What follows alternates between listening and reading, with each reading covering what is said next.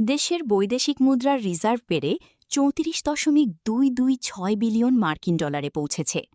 বাংলাদেশ ব্যাংকের সর্বশেষ তথ্য অনুযায়ী ১১ মে পর্যন্ত গ্রস রিজার্ভের পরিমাণ দাঁড়িয়েছে ৩৪,২২৬ মিলিয়ন ডলারের বেশি।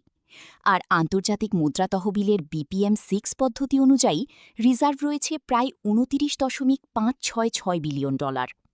এদিকে চলতি অর্থবছরের রেমিট্যান্স প্রবাহেও বড় প্রবৃদ্ধি দেখা গেছে।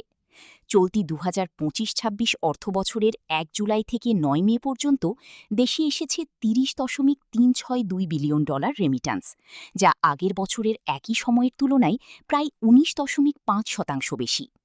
শুধু চলতি মে মাসের প্রথম ৯ দিনেই এসেছে ১ বিলিয়নের বেশি ডলার রেমিট্যান্স। বাংলাদেশ ব্যাংক বলছে, বৈধ পথে অর্থ পাঠাতে প্রণোদনা ও সহজ ব্যাংকিং সেবার কারণেই রেমিট্যান্স প্রবাহী ইতিবাচক ধারা বজায় রয়েছে।